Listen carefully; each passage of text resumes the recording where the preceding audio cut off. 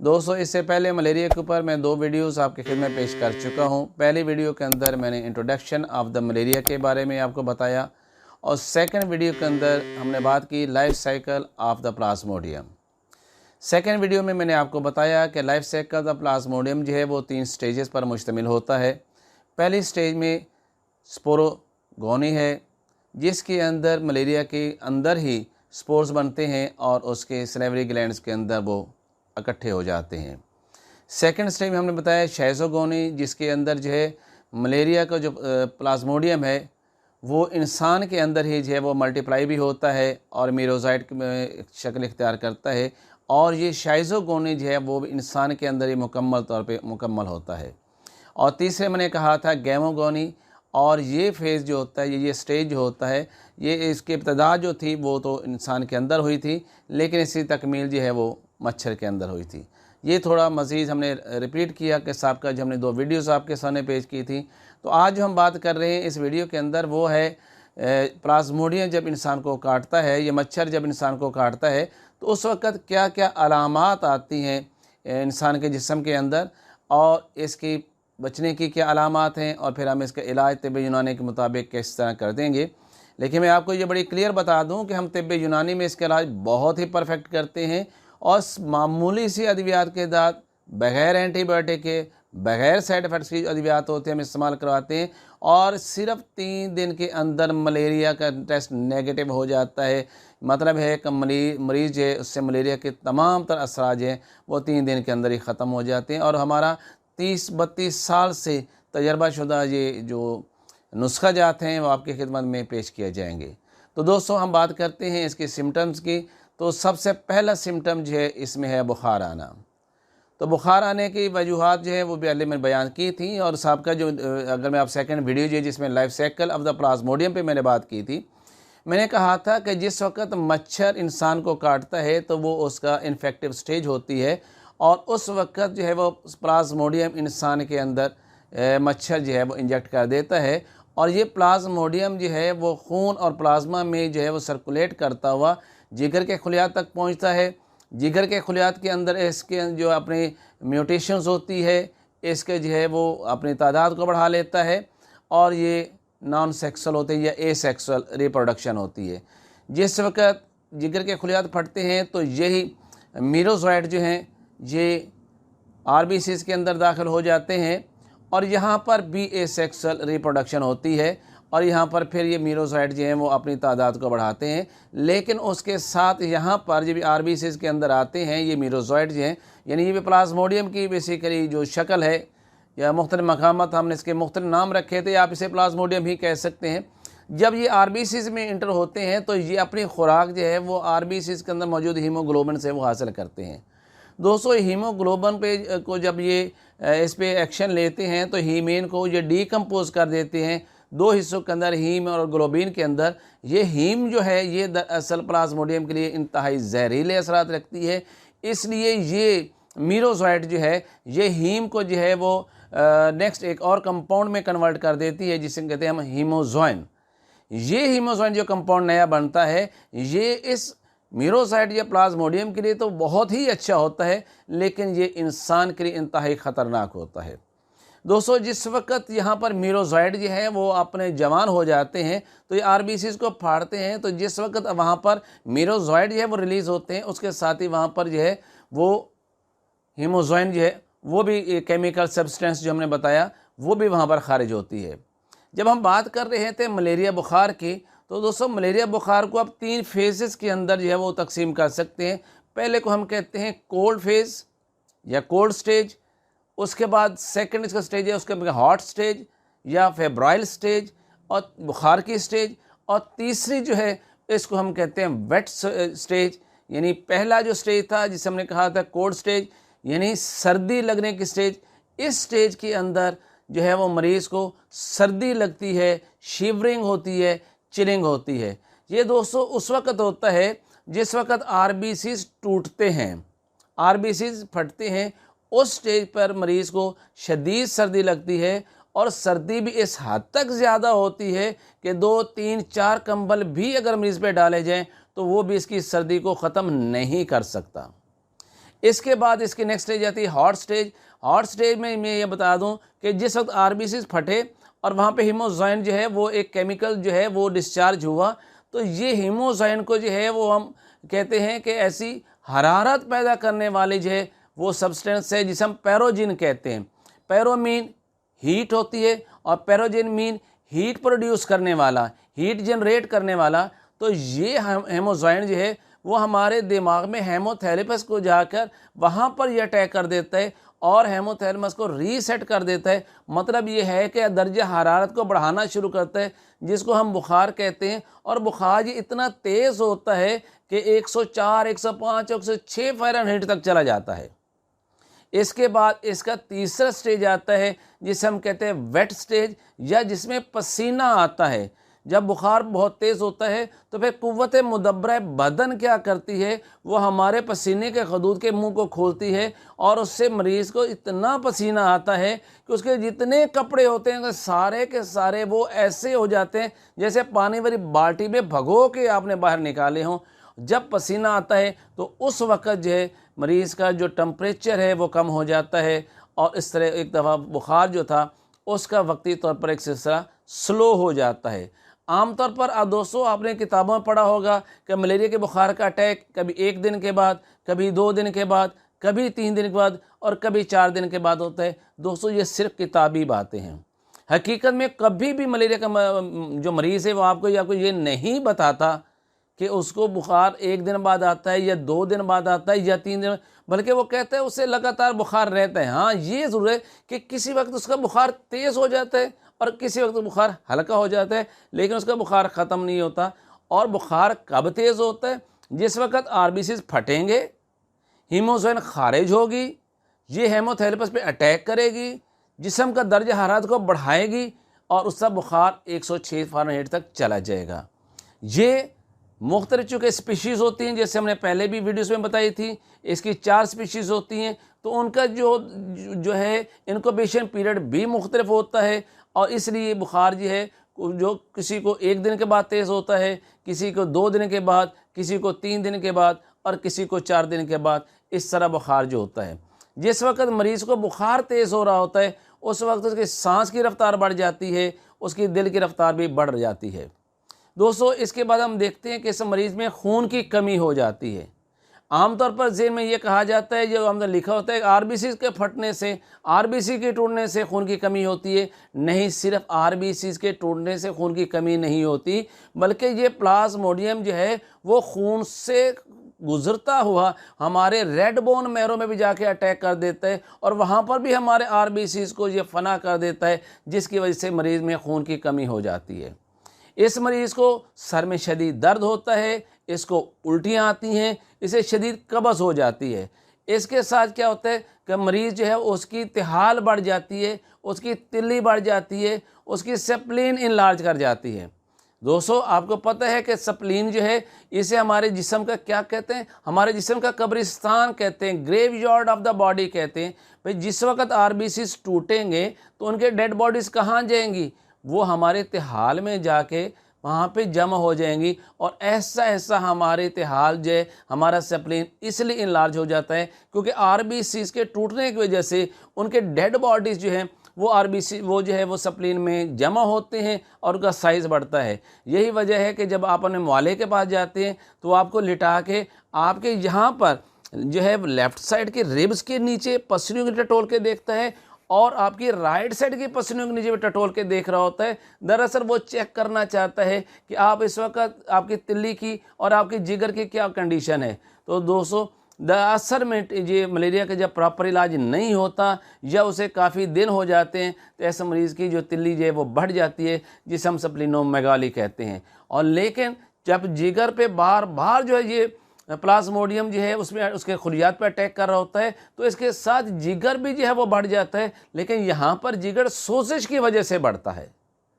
तो ये इसकी चीदा जो है वो अलामात हैं जिसकी वजह से मरीज़ जो है वो यानी पहले बुखार उसको महसूस, सर्दी महसूस होती है, फिर उसे तेज़ बुखार होता है, फिर पसीना आ जाता है, उसका सर दर्द बहुत ज़्यादा हो रहा होता है, उसके मैदे में दर्द हो रही होती है, सम टाइम उससे लूज़ मोशन भी लग जाते हैं, कभी कभी उसको शदीद कब्ज़ हो जाती है और कभी कभी उसके जिस्म के ऊपर रेड रेड स्पॉट भी आ जाते हैं। उसमें ये होता है कि मरीज़ के प्लेटलेट्स भी कम हो जाते हैं कई मरीज़ों में जब ये मर्ज़ पुराना हो जाता है। अब इसके इलाज मैं आपको अर्ज़ करूं, उससे पहले मैं ये बताऊं, आपसे कहूँगा कि हमेशा याद रखिए कि ये तिब का एक असूल है कि परहेज़ इलाज से बेहतर है। मतलब यह है कि सबसे पहले हमें मच्छरों से बचना है, यानी हमें अपने मच्छरों से किस तरह बच सकते हैं, वो क्या इसके हिफाजती इक़दाम होते हैं जो आपके इल्म में होना बहुत ज़रूरी है। सबसे पहले तो ये है कि मच्छर जब इंसान को काटता है तो आपको मच्छर के काटने से बचना है। उसके लिए क्या करना है, अगर आप आउटसाइड जाते हैं, घर से बाहर जाते हैं, तो आपने फुल स्लीव्स जो है वो कपड़े पहने, कभी हाफ स्लीव्स कपड़े नहीं पहनने आपने। और दूसरा ये है, और आपने हाथों पे और चेहरे के ऊपर जो है मच्छर भगाने वाली जो लोशन है वो आपने इस्तेमाल करने हैं। उससे यह कि मच्छर आपके नज़दीक नहीं आएगा। अगर आप घर के अंदर हैं तो आपने अपने दरवाज़ों के सामने ऐसे नेट लगाने हैं, जिसकी जालीदार पर्दे लगाने हैं जिससे मच्छर अंदर ना दाखिल हो सके। मज़ीद आपने जो है कि मच्छरदानी के इस्तेमाल करना है ताकि मच्छर वगैरह जो हैं वो आप तक ना आ सकें और इस तरीके आप मच्छर से महफूज रह सकें। अब इसमें ये भी है कि जिस जगह पर मच्छर पैदा हो रहा होता है, आपको ये पता है कि वो जोहड़ होते हैं, वो तालाब होते हैं जहाँ का पानी ड्रेन नहीं होता। वहाँ बारिश जब आई तो वहाँ पर जोहड़ों में पानी भर गया, कहीं नदी नालों में पानी भर गया और वहाँ से पानी का खराज नहीं हो रहा, तो वहाँ पानी जो खड़ा रहता है उस खड़े पानी के अंदर मच्छर जो है वो अपने मादा मच्छर अपने अंडे देता है और उस मादा मच्छर के अंडों से फिर आगे लार्वा निकलता है।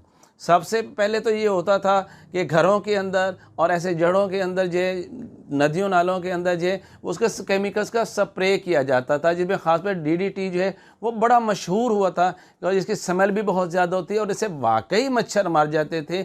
और उससे ये जब मच्छर मरते थे तो ज़ाहिर मलेरिया बुखार फैलता भी नहीं था।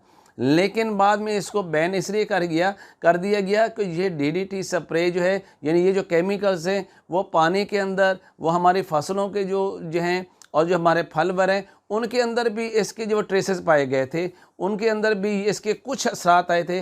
जब ये पानी इंसान पीता, जब ये फल खाता, ये जब अनाज खाता तो उसके अंदर इस केमिकल्स के अपने जहरीले असरात आ जाते हैं जिसकी वजह से वो बीमार होता। इसलिए अब डीडीटी का और बाकी केमिकल जो सेप्टिसाइड्स हैं उनका अब ये इस्तेमाल बंद कर दिया गया। उसकी जगह अब बायोलॉजिकल मेथड्स इस्तेमाल किए जा रहे हैं, यानी अब उन पानी के अंदर ऐसी मछलियाँ छोड़ी जाती हैं जो इन लार्वा को खाती हैं। ज़हर है कि जब मादा मच्छर यानी यह वो अंडे देगी और उसके हैचरी के तौर पर वहाँ पर लार्वा बनेगा, तो उस लार्वा को ख़त्म करने के लिए वहाँ पर जो है गम्बोज़ी एक फ़िश है वो वहाँ पर छोड़ दी जाती है। इसके अलावा बतख जो है उसको वहाँ छोड़ दिया जाता है क्योंकि वो भी लार्वे को खाती है। अब इससे क्या होता है, ये जो है बायोलॉजिकल मेथड से इसका कोई केमिकल रिएक्शन इंसान को नहीं हो रहा होता, इंसान बहुत ज़्यादा सेफ भी होता है और ये जो जानवर हैं ये डायरेक्ट ये उसका लार्वे को खा लेते हैं और इस तरीके से लार्वा जब ख़त्म हो जाता है तो मच्छर भी ख़त्म हो जाता है। इसके अलावा क्या होता है कि इन जोड़ों को पानी से भर दिया जाता है या वहाँ से पानी को ड्रेन करके उनको खुश्क कर दिया जाए तो भी ये लार्वा जो है वहाँ पर वो पैदा नहीं होगा। जहरे के मादा मच्छर ने अपना जो अंडे देने वो पानी में देने और लार्वा वहीं से बनना और वहीं से मच्छर ने डेवलप होना है, लिहाजा इन चीज़ों को भी वहाँ पे ख़त्म कर दिया जाता है। अब इसके इलाज के बारे में हम देखते हैं कि एलोपैथी जो इसके बारे में सबसे जो उसके पास बेहतरीन दवा है वो कोनीन है। अब वो कोनीन जब इंसान को मलेरिया के मच्छर वाले मलेरिया के जो मुतासर शख्स को करवाए जाते हैं जिसको मलेरिया हो चुका है, तो ये कोनीन जिगर के अंदर प्लाज्मोडियम हो तो उसको भी मार देती है और खून के अंदर जो प्लाज्मोडियम है उससे वो भी मर जाता है और इस तरीके से मच्छर जो है वो ख़त्म हो जाता है। लेकिन तिब जो है उससे हट के इलाज करती है। तिब के मुताबिक क्या है, मैं बात चूँकि एज तबीब के तौर पर हम तिब की बात करते हैं तो अब हम देखते हैं कि ये कोनीन वाकई इलाज था। तिब ये कहती है कि देखिए मलेरिया इंसान में इंटर होता है, अब उसकी अगर इंटर होगा तो सबसे पहले अटैक कहाँ पर करेगा, वो जिगर के खुलियात पर अटैक करेगा। और साइंस इस बात को भी कहती है कि कोई भी वायरस बैक्टीरिया इवन जैसे यहाँ पर ये आया है पैरासाइट आया है वो उसी वक्त किसी उस पर अटैक कर सकते हैं जब तक कि उसकी इम्यूनिटी डिस्टर्ब ना हो, उसकी इम्यूनिटी कमज़ोर ना हो जाए। मतलब ये है कि प्लाज्मोडियम खून में इंटर हुआ और उसने जिगर के खलियात पे अटैक किया और वहाँ पर अपनी तादाद को बढ़ा लिया। अगर जिगर की इम्यूनिटी ठीक हो, कुव्वत मुदाफ़त ठीक हो, तो फिर कभी भी ये प्लाज्मोडियम जो है वो वहाँ पर इंटर ही ना हो सके। तिब ने का नुक्ता नज़र ये है कि मच्छर ठीक है मलेरिया को फैलाते हैं, लेकिन मच्छर से जो बुखार होता है मलेरिया, वो दरअसल जिगर की इम्यूनिटी की कमज़ोरी की वजह से होता है, जिगर की कुव्वत मुदाफ़त की कमज़ोरी की वजह से होता है। आप मलेरिया बुखार को आप बुखार न कहें, बल्कि ये कहें कि मलेरिया बुखार नहीं है, बल्कि ये जिगर की ख़राबी, जिगर की कुव्वत मुदाफ़त की कमी का नाम है। तिब्ब यूनानी के मुताबिक जो है मच्छर अगर जिस्म में दाखिल होता है तो उसको अपनी तादाद को बढ़ाने के लिए ख़ास माहौल भी चाहिए होता है। तो तिब्ब कहती है कि जब तक जिस्म का मिजाज जो है वो सौदावी ना हो जाए। सौदावी कब होगा? जब तुर्श चीज़ें खाई जाएंगी, सर्द और खुश्क चीज़ों का इस्तेमाल किया जाएगा, खट्टी चीज़ों का इस्तेमाल ज़्यादा किया जाएगा, तो ऐसे लोगों के जिस्म का जो माहौल अंदर बनेगा, जो टेम्परामेंट बनेगा, जो मिजाज वक्ती तौर पे बनेगा, वो सौदावी होगा। जिस शख्स का मिजाज जब तक सौदावी ना हो तब तक मच्छर वहाँ पे अपनी अफजाइश को कर ही नहीं सकता। तो अब इलाज में कि हमने क्या करने के दो चीज़ हमने देखी। इंसान के जिस्म के मिजाज को जो वक्ती तौर पे उस टाइम पैदा हुआ था उसको नॉर्मलाइज कर दिए, सौदावी मिजाज को ख़त्म कर दिए। ऐसी अद्वियात दी जाएँ जिससे सौदा जिस्म से खारिज हो जाए, और दूसरा ऐसी अद्वियात दी जाएँ जो जिगर की कुव्वत मुदाफ़त को बेहतर कर दें। अब हम दो अद्वियात अगर मरीज़ को देते हैं, एक सौदा को जिस्म से खारिज कर दें जो कि मच्छर की पनपने के लिए, उसके मल्टीप्लाई होने के लिए और उसके अपने अफजाइश को बढ़ाने के लिए बड़ा ही साजगार माहौल होता है। अगर हम उस माहौल को ही चेंज कर दें तो फिर ये प्लाज्मोडियम जिस्म में इंटर हो भी जाए तो अपनी तादाद को नहीं बढ़ाएगा और मलेरिया बुखार पैदा ही नहीं हो सकता। सेकंड, अगर हम जिगर की कुव्वत मुदाफ़त को बेहतर कर दें, ऐसी अद्वियात हमारे पास हैं, तो उससे क्या होगा? अगर जो प्लाज्मोडियम खून में इंटर होके सर्कुलेट करता हुआ जिगर के खुलिया तक पहुंच भी गया तो जिगर की कुव्वत मुदाफ़त उसको वहीं पे मार देगी, उसका इम्यून सिस्टम उसको वहीं पे मार देगा। इस तरीके से मलेरिया बुखार नहीं फैल सकेगा। तो इसलिए हमारी तिब में ये कहा जाता है कि मलेरिया जो है, मच्छर जो है, या मलेरिया कोई बुखार नहीं है, बल्कि बुखार मलेरिया जो हो रहा है वो जिगर की कमज़ोरी की वजह से, उसकी इम्यूनिटी की कमज़ोरी की वजह से और जिस्म के मिजाज की तब्दीली की वजह से होता है। अब हम इलाज में भी क्या करते हैं? हम यही करेंगे कि सौदा को जिस्म से खारिज कर देंगे। कैसे खारिज करेंगे इसके मैं आपको नुस्खा बताता हूँ, आप नोट भी कर लीजिए। बड़ा सादा सा है, बड़ा आसानी से बनने वाला है, 3 अज्जा पे मुश्तमिल नुस्खा है। इसमें क्या है कि राई आपने 20 ग्राम लेनी है, हंजल यानी तुम्मा आपने 10 ग्राम लेना है और 10 ग्राम मुसब्बर लेना है। तीनों चीज़ों को अलग अलग फाइन पाउडर करके इनको मिक्स कर लीजिए और 500 मिलीग्राम के कैप्सूल भर लेने हैं आपने। ये कैप्सूल आपने रात को सोते हुए मरीज़ को नीम गर्म पानी से देना है।